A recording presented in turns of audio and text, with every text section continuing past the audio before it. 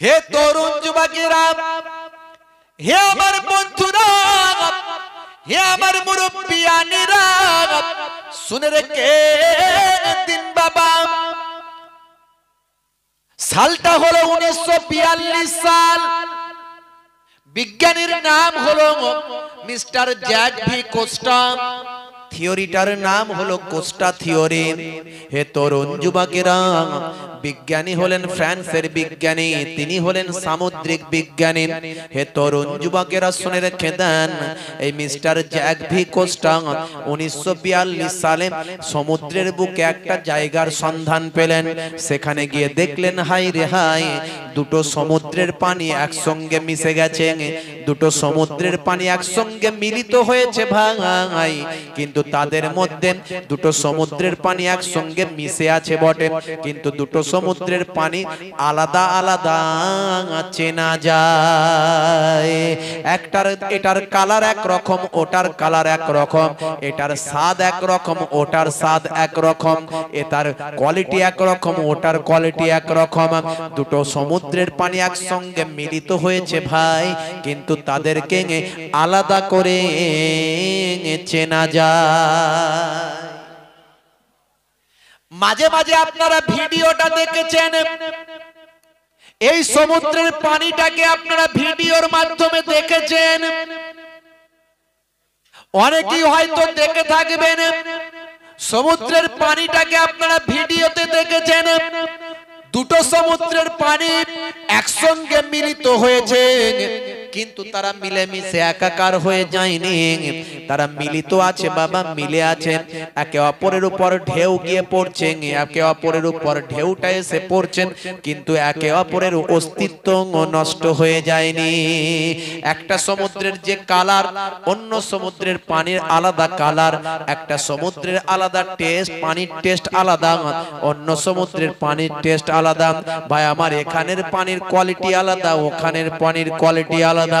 সালটা হলো 1942 সাল। হে তরুণ যুবকেরা, হঠাৎ করে চোখে পড়লো এই ঘটনা, এই জায়গার চোখে পড়লো কার? যিনি এই জায়গা নিয়ে গবেষণা শুরু করলেন, এই কোয়ালিটি, এই পানি নিয়ে গবেষণা শুরু করলেন, তার নাম হলো মিস্টার জ্যাক ভি কোস্টা। তার থিওরির নাম হলো কোস্টা থিওরি। ভাই আমার, জায়গাটা কোথায় ভালো করে জানুন। হে তরুণ যুবকেরা, প্রশান্ত মহাসাগরের নাম শুনেছেন? এই প্রশান্ত মহাসাগরের একটা উপসাগর, তার নাম হলো আলাস্কা উপসাগর। এই আলাস্কা উপসাগরের পানিটা বাবা দুই ধরনের পানি, তার একসঙ্গে মিলিত হয়েছে, যেটা আপনারা ভিডিওর মাধ্যমে দেখেছেন। বিজ্ঞানী জ্যাক ভি কোস্টা তিনি অবাক হয়ে গেলেন। 1942 সালে দীর্ঘদিন ধরে গবেষণা শুরু করলেন, এটা কি করে সম্ভব? দুটো পানি একসঙ্গে মিলিত হয়েছে, দুটো একসঙ্গে পানি থাকছে, অবস্থান করছে, একই ঢেউ একে অপরের উপর আছড়ে পড়ছে, কিন্তু একটা পানির কালার আলাদা আর একটা পানির কালার আলাদা। তাদের মধ্যে যেন মনে হচ্ছে একটা আবরণ, আস্তরণ দেওয়া হয়েছে।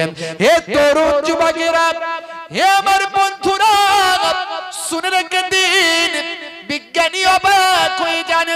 দীর্ঘদিন ধরে গবেষণা করলেন, পানির নিচে চলে গেলেন, পানির ওপরে এলেন, পানি নিয়ে ল্যাবে গেলেন, বিভিন্ন ভাবে টেস্ট করে ভাই আমার তিনটে কোয়ালিটি বের করলেন। পানির লবণাক্ত নিয়ে গবেষণা করলেন, ঘনত্ব নিয়ে গবেষণা করলেন, ভাই আমার দোস্ত আমার পানির উচ্চতা নিয়ে গবেষণা করলেন। এই গবেষণা করার পরও তিনি স্যাটিসফ্যাকশন হলেন না, তিনি আত্মশুদ্ধি হলেন না, ভাই আমার আত্মসন্তুষ্টি হলেন না। হে তরুণ যুবকেরা, বন্ধুরা আমার শুনে রাখো, তিনি এক সময় তিনি আরবে গিয়েছিলেন।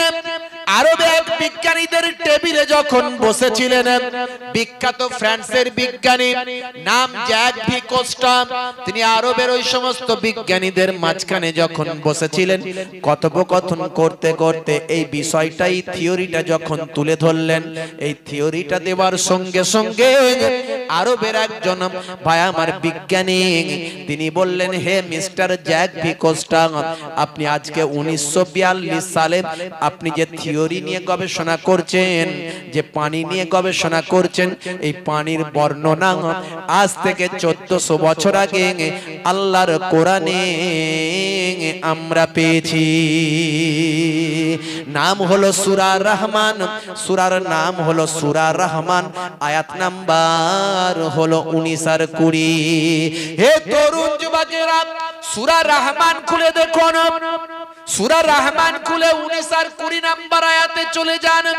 আমার আল্লাহ বলছেন, মারাজাল বাহরাইনি ইয়ালতাকিয়ান বাইনাহুমা বারযাখুন লা ইয়াবগিয়ান, মারাজাল বাহরাইনি ইয়ালতাকিয়ান বাইনাহুমা বারযাখুন লা ইয়াবগিয়ান ফাবিআইয়ি আলা'i রাব্বিকুমা তুকাজ্জিবান। জোরে হবে না, জোরে হবে না।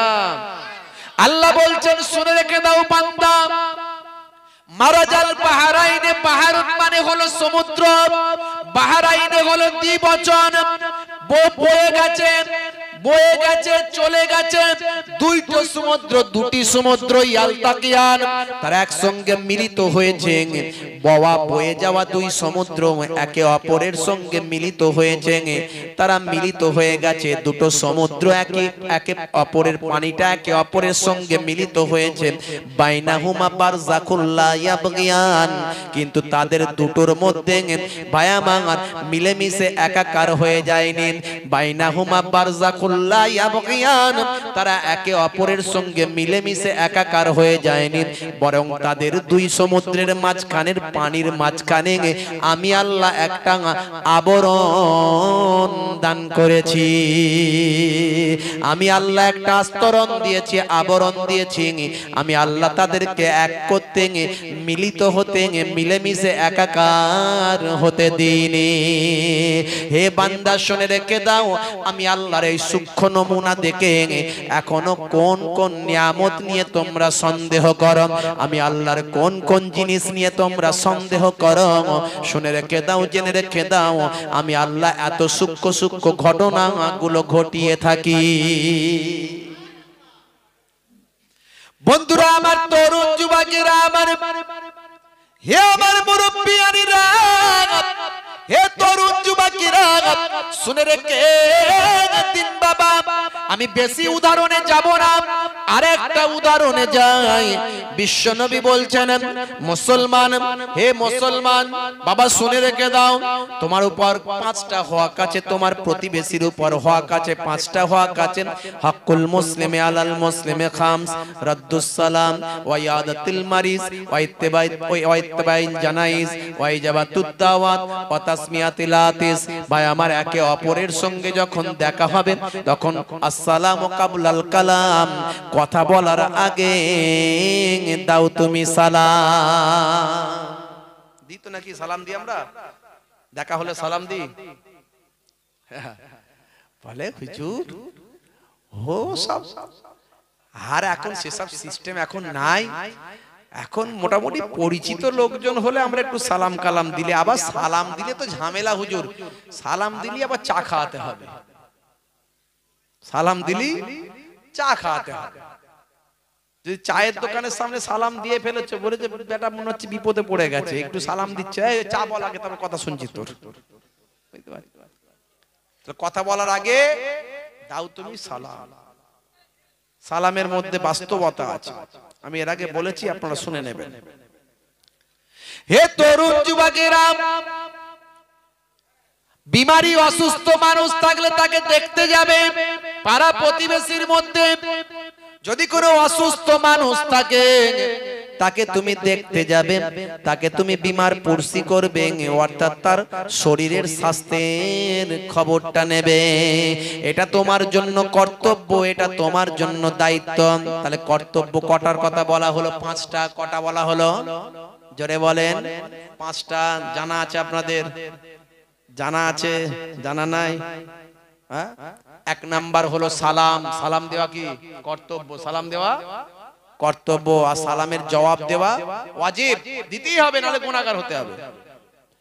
2 নাম্বার হলো বিমার অসুস্থ মানুষ, প্রতিবেশীর মধ্যে যদি কেউ অসুস্থ থাকে, কিছু করতে পারো আর নাই পারো, বাড়িতে গিয়ে একবার খবরটা না, এটা হলো তোমার জন্য কর্তব্য।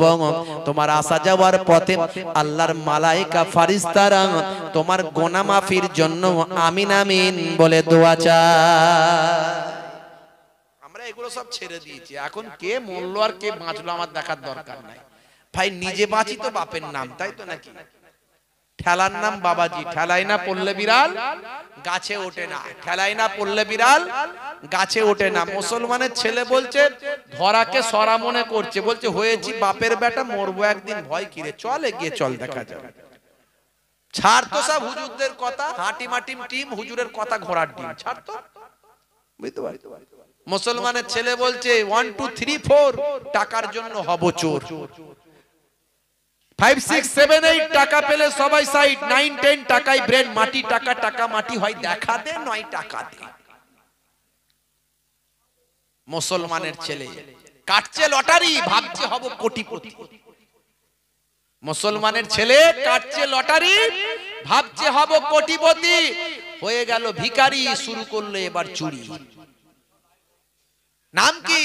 নাম রেখেছে ডায়মন্ড। হাতে ধরেছে স্মার্টফোন, কানে লাগিয়েছে হেডফোন, গান শুনছে পাগল মন। ফারিস্তা বলবে শোন, কবরে গেলে বুঝবি তখন। রাগ করবেন না বাপ, দুঃখ হলে করে দেবেন মাপ।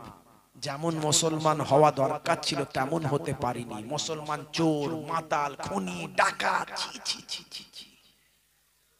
নবীর সুন্নত কিছু নাই, রাসূলের তরিকা নাই, সাচ্চা মুসলমান হতে পারলাম না, চিনতে পারলাম না, বুঝতে পারলাম না। কেসিয়াস কেলে, মোহাম্মদ আলী কেলে হলো, টাইসন, হ্যানুম্যান, মাইকেল জ্যাকসন বিশ্ব নবীর শিষ্য হলো, গ্যারি মিলার, ইলিমা দিমাত্রি আঙ্কো এরা বিশ্ব নবীর শিষ্য হলো। আর তুমি মুসলমানের ছেলে বিশ্ব নবীকে চিনতে পারলে না। লম্বা লম্বা আছে চুল, কানেতে আছে দুল, লম্বা লম্বা আছে চুল, কানেতে আছে দোল, হাতে সোনার চুড়ি, বিলাতি তার ঘড়ি, পাঞ্জাবি গায়ে দিয়ে হাতা তার মোড়ানো, লম্বা ওড়নাটা কাঁধে আছে তার ঝোলানো, হেঁটে চলে আঁকা বাঁকা যেন কোনো নায়িকা। কাছে গেলে দেখা যায় মেয়ে মানুষ না, ওটা হলো মিদ্যে পাড়ার মিস্টার সোহেল রানা, ওটা হলো মিদ্যে পাড়ার মিস্টার সোহেল রানা। কে রানা আর কে মোনা মোটেও চেনা যায় না।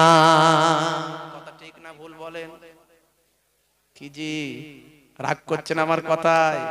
মুসলমানের ছেলের ফ্যাশন দেখেছেন? কানে পড়ছে দুল, হাতে বালা, বলছে আমার কাছ থেকে পালা। বডি দেখাচ্ছে, বডি দেখেছিস? ওরে বাপ রে বাপ, এক থাপ্পড়ে পাঁপড় ভাজা খাইয়ে দেবো। কি বাপ রে বাপ, কি ক্ষমতা রে ভাই! হ্যাঁ, ঠেলে দিলে উল্টে পড়ে যাবে। নাম রেখেছে হিম্মত আলী, বুঝতে পারছেন? হ্যাঁ, মুসলমানের কিছু নারী বেরিয়েছে, মহিলা বেরিয়েছে, দেখবেন চালাচ্ছে স্কুটি গাড়ি। মুসলমানের নারী চালাচ্ছে স্কুটি গাড়ি। আরে স্কুটি কেন, তুমি হেলিকপ্টার চালাও, আমার কোনো দুঃখ নাই, কিন্তু তোমার মধ্যে থাকবে ভদ্রতা, নম্রতা, বিনয়, শালীনতা। তোমার মধ্যে থাকবে নম্রতা, ভদ্রতা, শালীনতা, এগুলো থাকবে। তুমি স্কুটি কেন, হেলিকপ্টার চালাও, আমার কোনো আপত্তি নাই, আমারও আপত্তি নাই, নবীরও আপত্তি নাই, ইসলামেরও আপত্তি নাই, কোরআনেরও আপত্তি নাই। তুমি যদি শালীনতার সঙ্গে চলো, পর্দার মধ্যে চলো, হেফাজতের মধ্যে চলো, তুমি প্লেন চালাও, তুমি হেলিকপ্টার চালাও, কোনো অসুবিধা নাই। কিন্তু হলে কি হবে? মুসলমানের নারী চালাচ্ছে স্কুটি গাড়ি,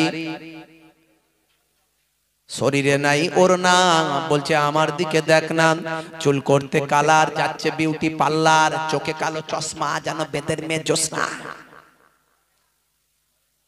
টাইট ফিটিং প্যান্ট, দেবে ব্রেক ড্যান্স, স্কিন টাইট গেঞ্জি, খুঁজছে সে সঙ্গী, ওদিকে গেলে চোখ বলছে কি অভদ্র লোক, কবরে গেলে ডান্ডা করে দেবে ঠান্ডা। অত সহজ নয়, তুমি গন্ডির বাইরে যেতে পারবে না, উচ্ছৃঙ্খল হতে পারবে না, নিজের মন গড়া চলতে পারবে না। তাতে তুমি খারাপ বলো আর ভালো বলো, তোমাকে সিস্টেমের মধ্যে থাকতে হবে, সিস্টেমের বাইরে তুমি যেতে পারো না। ইচ্ছা হলো যা খুশি করে দিলাম, না না, হবে না। দেশের যেমন একটা আইন আছে, সংবিধান আছে, তুমি খুন করলে তোমাকে জেলে যেতে হবে, তেমন যদি তুমি ইসলাম মানো, তোমাকে একটা রুলস আছে, একটা আইন আছে, নিয়ম আছে, সব তোমাকে মানতেই হবে। তুমি মানি না বললে তাহলে তুমি ইসলামের বাইরে চলে গেলে।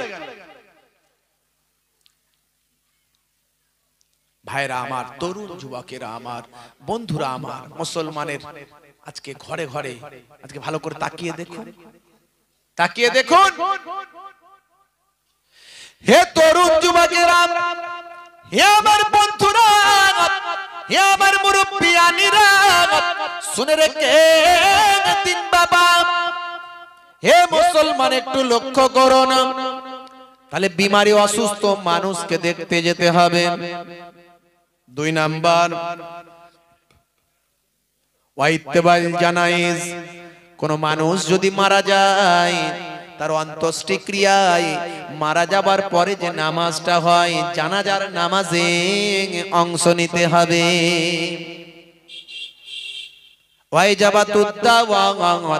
যখন তোমাকে কোন তোমার ভাই আমন্ত্রণ করবে, যখন তোমাকে তোমার ভাই দাওয়াত করবে, তোমার সঙ্গে ঝগড়া হয়েছে বটে, সে যখন তোমাকে দাওয়াত করবে, তুমি তার দাওয়াতটা গ্রহণ করবে। দাওয়াত গ্রহণ করলে, আমন্ত্রণ গ্রহণ করলে ঝগড়া আর থাকবে না, মিটে যাবে। ঝগড়া থাকবে, ঝগড়া মিটে যাবে। হে তরুণ যুবকেরা আমার, ওয়াতাসমিয়াতিল আতিক, বুখারী মুসলিম, বুখারী শরীফ মুসলিম শরীফের হাদিসের মধ্যে এসেছে ভাই, হে তরুণ যুবকেরা, যখন তোমার হজ্জ হবে, হাঁচি যখন হবে,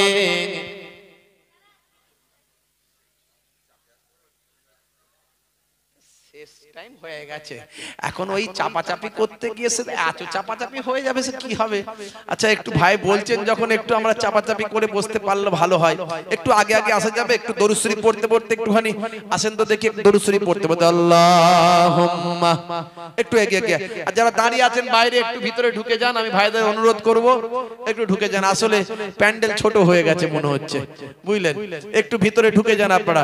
আর আপনারা, বেশি সময় আর নাই আমার হাতে, আর বেশি সময় নাই, 11:30 বেজে গেছে, ইনশাআল্লাহ 12টার মধ্যেই শেষ করতে হবে। আমি আবার এখান থেকে সোজা মালদা গাড়ি ছাড়বো, মালদা, বুঝতে পারছেন কোথায় যাবো? বুঝতে পারছেন? আর এই নাইট কারফুর ব্যাপার স্যাপার চলছে। যাক, সে যাই হোক, সে ম্যানেজ করে ভাইদের সঙ্গে কথাবার্তা বলে আমার একটু জানা পরিচিত সব আছে, অসুবিধা নাই, কিন্তু যেতে তো হবে এখান থেকে কোথায়, বুঝতে পারছেন? তা আমি বেশি আপনাদের কষ্টও দিতে চাইছি না, যেহেতু একটা সবকিছু সিস্টেমেটিক। এই করোনা ভয়ের মধ্যে চারিদিকে যেভাবে করোনা বাড়ছে, আমাদের সচেতন থাকতে হবে, আমাদের একেবারে সচেতনতা অবলম্বন করতে হবে। আমি বলবো খুব সাবধানতা অবলম্বন করবেন। আপনারা ঘন ঘন সাবান দিয়ে হাত ধোয়া, মুখ ধোয়া এগুলো করবেন। গরম পানি খাবেন, গরম পানি, গরম হালকা গরম পানিটা খাবেন। আর কালো জিরে, কালো জিরে জানেন তো? কালো জিরে বোঝেন? এই কালো জিরে জানেন? কালো জিরে, মধু, মধু, এই মধু, কালো জিরে এগুলো খাবেন, এগুলো খুব উপকার করবে। আর যতটা পারা যায় একটু সাবধানতা অবলম্বন করবেন ভাই, বুঝতে পারছেন? একটু সাবধানতা অবলম্বন করবেন, মাস্ক ব্যবহার করবেন। আবার মাস্ক সব সময় ব্যবহার করবেন না, তাহলে অসুবিধায় পড়বেন। যখন ভিড় ভিড়াট্টায় জায়গায় থাকবেন তখন মাস্ক পরবেন, যখন ফাঁকা জায়গায় থাকবেন, যখন মুক্ত বাতাসে থাকবেন তখন মাস্ক পরবেন না, তখন আরো ক্ষতি করবে আপনার। ডাক্তাররাই বলছে, আমি বলছি না। একটু সাবধানতা অবলম্বন করবেন। ভিড় যেখানে আছে সেখানে গেলে মাস্ক ব্যবহার করবেন, একটু ভিড় থেকে দূরে থাকবেন, সাবধানতা অবলম্বন করবেন। কারণ দেখতে পাচ্ছেন পরিবেশ পরিস্থিতি যে জায়গায় যাচ্ছে, প্রতিদিন ভাই আমার কিছু কম বেশি, প্রায় কিছু কম বেশি 20,000 মানুষ করোনায় আক্রান্ত হচ্ছে। করোনা আক্রান্ত হচ্ছে 20,000 মানুষ। তবে খুব ভয়াবহ কিছু নয়, মারা যাওয়ার সংখ্যা তেমন নাই, মারা যাওয়ার সংখ্যা তেমন নাই, কিন্তু আক্রান্ত হচ্ছে, একটু ভুগতে হচ্ছে, তাই একটু সাবধানতা অবলম্বন করলে কোনো অসুবিধা হবে না। যারা বাইরে দাঁড়িয়ে আছেন আমি বলবো আর বেশি সময় নয়, একটু অপেক্ষা করলে আমি আখেরি মোনাজাত করব। একটু কালেমা জিকির লা ইলাহা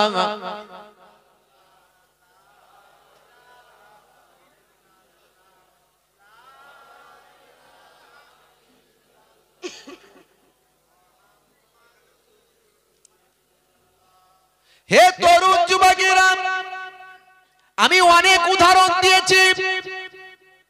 ডান দিকে কাত হয়ে ঘুমানোর মধ্যে কি সায়েন্স আছে বলেছি। 1450 বছর আগে নবী বলছেন ডান দিকে কাত হয়ে ঘুমাও। আজকের যুগের সায়েন্স বলছে ঠিক কথা, কারণ বাম দিকে থাকে হার্ট। হার্টের কাজ হলো ব্লাডকে পাম্পিং করে শরীরের বিভিন্ন অর্গানগুলোতে পৌঁছে দেওয়া, নিউরোগুলোর মাধ্যমে পায়ের নখ থেকে মাথার চুল পর্যন্ত পৌঁছে দেওয়া। আর বাম দিকে কাত হয়ে যদি কেউ ঘুমায় তাহলে হার্টে প্রেসার পড়তে পারে ভাই, এতে শরীরের কোনো অসুখ হতে পারে ভাই। 1450 বছর আগে বিশ্বনবী বলছেন তোমরা যখন ঘুমাতে যাবে অবশ্যই ডান দিকে কাত হয়ে ঘুমাবে, কারণ ঘুম হচ্ছে মানুষের ছোট মৃত্যু। কথা ঠিক না ভুল? মানুষ যেটা দিনের বেলা ভাবে রাতের বেলা ঘুমের মধ্যে সেটা করে ফেলে। কথা ঠিক না ভুল?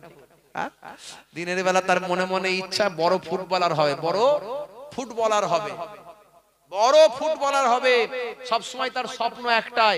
একদিন হঠাৎ করে রাতের বেলা দেখছে যে আমি মেসির সঙ্গে খেলছি, মেসি আমাকে বল দিয়েছে গোলে মারার জন্য। যেই গোলে মারতে গেল সোজা এত জোর বলটা মেরেছে, মেসির সঙ্গে ফাইটিং মানে ব্যাপার স্যাপার। মেসি দেখছে বলে কথা, মেসি দিয়েছে, অথেব এত জোর মেরেছে সোজা দেওয়ালে মেরে পা লেগে ফুলে গিয়ে ছিটকে নিচে পড়েছে। বুঝতে পারছো? তাহলে দিনের বেলা যেটা মানুষ ভাবে রাতের বেলা সেটা স্বপ্নে দেখে। এখন ঘুমের ঘোরে যদি বুকের উপর এই বাঁদিকে হার্টে যদি প্রেসার দিয়ে ঘুমায়, হার্টের যে পাম্পিং করছে, হার্ট ব্লাডকে পাম্পিং করে শরীরের বিভিন্ন অর্গানগুলোতে পৌঁছাচ্ছে, এই পাম্পিং এ যদি বন্ধ হয়ে যায়, অসুবিধা হয়ে যায়, তাহলে অসুখ হতে পারে ভাই। আজকের সায়েন্স বলছে ঠিকই তো, নবী যেটা বলেছেন 1450 বছর আগে সেটা ঠিকই বলেছেন। জোরে বলুন সুবহানাল্লাহ। বেশি উদাহরণ আমি দেব না। হে তরুণ যুবকেরা, হে আমার বন্ধুরা, হে আমার মুরব্বিয়ানেরা, নবী বলছেন যখন তোমরা খাবে, খাবার সময় পেটটাকে 3টে ভাগে ভাগ করে নেবেন। একটা ভাগে খাবার দেবে, একটা ভাগে পানি দেবে, আর একটা ভাগ ফাঁকা রাখবে মেশিন যাতে ঘোরে। আজকের যুগের সায়েন্স বলছে ঠিকই তো বলেছে নবী, পরিমিত খাবার খেলে হজম শক্তি ঠিক হবে, হজমটা ঠিক হবে, ভাই আমার অবজার্ভ করতে পারবে, স্টমাক ঠিকঠাক কাজ করতে পারবে। হে তরুণ যুবকেরা, নবী বলেছেন যখন তোমরা খাওয়া দাওয়া করবে, খাবার প্লেটটা তোমরা চেটে পুচে পরিষ্কার করে খাবে। অনেকে দেখেন বড় লোকি স্টাইল, হাই সোসাইটির মানুষ বলে চেটে পুচে খেলে লোকে বলবে হ্যাংলা, খেতে পায় না, হাংরি, ক্ষুধার্ত। একটু রেখে রেখে খেতে হবে, খেতে ইচ্ছা করলেও খায় না, খানটা রেখে দিয়ে আসে ছড়িয়ে ছিটিয়ে এদিক ওদিক করে। হে তরুণ যুবকেরা শুনে রেখে দাও, মানবিকতা মনুষ্যত্ব বোধ কি বলে, যে খাদ্যটা তুমি নষ্ট করলে ওই খাদ্যটা খাবার জন্য কত মানুষ অনাহারে দিন কাটায়। মানবিক দিক থেকে নবী যেটা বলেছেন ঠিক বলেছেন, খাবে যখন পরিমিত খাবার আর চেটে বুঝে খাবেন। সায়েন্স বলছে ঠিক বলেছেন, কারণ চেটে বুঝে খেলে মুখ থেকে এক ধরনের লালা নিঃসৃত হয়, এই লালাটা আপনার আমার হজমের উপকার হয়। হে তরুণ যুবকেরা, আমি বেশি উদাহরণ দেব না, এরকম একাধিক উদাহরণ আছে। হে তরুণ যুবকেরা, হে বন্ধুরা শুনে রেখে দেন, বেশি উদাহরণে যাব না। যে নবীকে নিয়ে এত কথা, সেই নবীর জীবন জিন্দেগি, নবীর চরিত্রটা কেমন ছিল এবার একটু জেনে নি ভাই। নবীর চরিত্রটা একটু জেনে নি। নবী আপনাকে আমাকে শিখিয়ে দিয়েছেন, কি বলেছেন বাবা, যখন তোমরা গোসল, যখন তোমরা নামাজ পড়তে যাবে, আল্লাহর কোরআন জানিয়ে দিয়েছে ইজা কুমতুম ইলাস সালাত ফাগসিলু উজুহাকুম ওয়া আইদিয়াকুম ইলাল মারাফিক ওয়া আমসাহু বিরুসিকুম ওয়া আরজুলাকুম ইলাল কাবাইন। যখন তোমরা নামাজে মনস্থ করবে তখন তোমাদের মুখমণ্ডল ধৌত করো, কথা ঠিক না বল? তোমাদের হাতের গিরার কোন ভাই আমার কনুয়ের উপর পর্যন্ত ধৌত করো, তোমাদের মাথাটা মাসা করো, তোমাদের পায়ের গিরার উপর পর্যন্ত ধৌত করো। ওযুর ফরজ হলো কটা? জোরে বলেন। পাঁচটাকে বলছে। ওযুর ফরজ কটা? চারটে। গোসলের ফরজ তিনটে। বাহ, এই তো আপনারা জানেন। জি হ্যাঁ, হ্যাঁ ভাইরা আমার, এই ওযু গোসল, ওযু গোসল না হলে ওযু হবে না, আর ওযু না হলে নামাজ হবে না।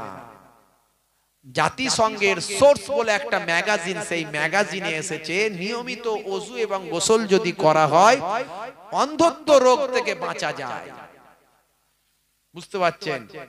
নিয়মিত আপনি যদি গোসল এবং ওযু করেন, দিনে এই যে পাঁচবার আপনি ওযু করছেন, বারবার মুখে পানি দিচ্ছেন, চোখে পানি দিচ্ছেন, মুখে হাতে পানি দিচ্ছেন, এই যে করোনা তোমাকে কি করবে বলো না, করোনার মালিক আল্লাহকে ডাকো না। জোরে হবে না? এই যে করোনা এসেছে, আপনি যদি আল্লাহকে ডাকেন তার মানে নামাজ পড়বেন, নামাজ পড়তে গেলে আপনি গোসল করবেন, গোসল করা মানে আপনি ওযু করবেন, কথা ঠিক না ভুল? দিনে রাতে অনেকবার ওযু করবেন। আমি বলেছি এর আগে, ম্যাগাজিনে বেরিয়েছে, নিউজে এসেছে। ব্রিটেনের দুজন গবেষক মিস্টার রিচার্ড, মিস্টার ফিলিপ, দুইজন গবেষক গবেষণা করতে গিয়ে দেখে, আরে বাপরে বাপ, এই মুসলমানদের করোনার মেন ওষুধ তোরা হাত মুখ ধোয়া। এরা তো প্রত্যেকদিন যত করোনা বেড়েছে এরা তত নামাজ আর আজান বেশি বেশি দিয়েছে, কথা ঠিক না ভুল? যত বেশি বেশি আজান দিয়েছে আর নামাজ পড়েছে, তার মানে এরা বেশি বেশি হাত মুখ ধুয়েছে। এই হাত মুখ বেশি বেশি ধুয়েছে, তাই করোনা এদের থেকে পালিয়েছে। জোরে বলুন সুবহানাল্লাহ। তাহলে বেশি বেশি যদি আপনি করোনার মেন ওষুধ, ডাক্তারেরা কি বলছে? হাত মুখ ধোয়া, সাবান দিয়ে ধোও আর স্যানিটাইজার করো, যাই করো না কেন, হাত মুখ ধোয়া। ভাইরা এমন একটা মহামারী আমার আল্লাহ সারা পৃথিবীতে, আল্লাহর মহত্বকে আল্লাহ ভাই আমার দেখিয়ে দিয়েছেন। দেখ, সারা পৃথিবীতে আমি মহান স্রষ্টার ধ্বনি ধ্বনিত হবে। জোরে বলুন সুবহানাল্লাহ। করোনা যত বেড়েছে, আজান সারা পৃথিবীতে বেড়েছিল না বেড়েনি? প্রথম যখন করোনা শুরু হয়েছে তখন সারা পৃথিবীতে আজান দেওয়া শুরু করেছে, কারণ আমাদের বিশ্বাস যে আজান দিলে বিপদ পালায়, কথা ঠিক না? ইতালির মতো জায়গা যেখানে কোনোদিন আজান হয়নি, স্পেনের মতো জায়গা যেখানে কোনোদিন আজান হয়নি, বার্সেলোনা মাদ্রিদের মতো জায়গা যেখানে কোনোদিন আজান হয়নি, সেখানকার ভাই আমার প্রবাসী মুসলিমরা গিয়ে গভর্নরের কাছে, সরকারের কাছে, নেতাদের কাছে বলছে যে সাহেব, আমাদের ধর্মীয় বিশ্বাস, যদি আজান দিই তাহলে এই যে এত করোনায় মানুষ মারা যাচ্ছে প্রতিনিয়ত, তো আমাদের বিশ্বাস বিপদ অনেকটা কমে যাবে, যদি আপনারা অনুমতি দেন। তখন নেতারা দেখছে, গভর্নর দেখছে, সরকার দেখছে, এত মানুষ মরছে, এরা যখন মুসলিম গুলো বলছে তো আজান দিকে যা, যা যা যা যা আজান দিকে যা, আজান দিকে যা, যদি কিছু কমে তো কমুক, আজান দিকে যা, যা হবে হবে দেখা যাবে। যেখানে জীবনে কোনোদিন আজান হয়নি, ইতালির হাই রোডে, ইতালির রাজপথে, স্পেনের রাজপথে, সেখানে গিয়ে আজান হচ্ছে। জোরে বলুন সুবহানাল্লাহ। আজানের শব্দ আমাদের ভালো লাগে না? লাগে না? ধরে বলেন লাগে না? লাগে না? একদিকে মসজিদে আজান হয়, আর একদিকে মন্দিরের ঘন্টা বাজে, এই মিলেমিশে একাকার ভারতবর্ষের সংসার। জোরে বলুন সুবহানাল্লাহ। হিন্দু আর মুসলিম মোরা দুই সহোদর ভাই, এক বৃন্তে দুটি কুসুম, এক ভারতে ঠাই, নানা ভাষা, নানা মত, নানা পরিধান, বিবিধের মাঝে দেখো মিলন মহান। এটাই তো ভারতবর্ষের কৃষ্টি আর কালচার, কথা ঠিক না ভুল? যখন আজান দেয়, আহা কি সুন্দর তার সুর, কণ্ঠ, ছন্দ, ভাই আমার হৃদয়টা বিগলিত হয়ে যায়। যখন আরবের আজান আমরা শুনি, মাঝে মাঝে আরবের আজান আমরা মোবাইলে শুনতে পাই, আল্লাহু আকবার, আল্লাহু আকবার, আল্লাহু আকবার, আল্লাহু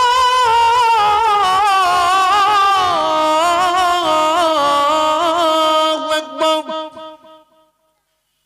মাঝে বাংলাদেশে আজান হয়, আল্লাহু আকবার, আল্লাহু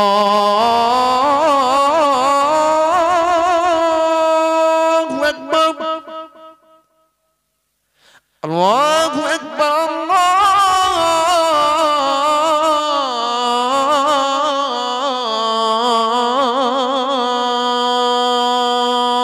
আকবার। আশহাদু আন লা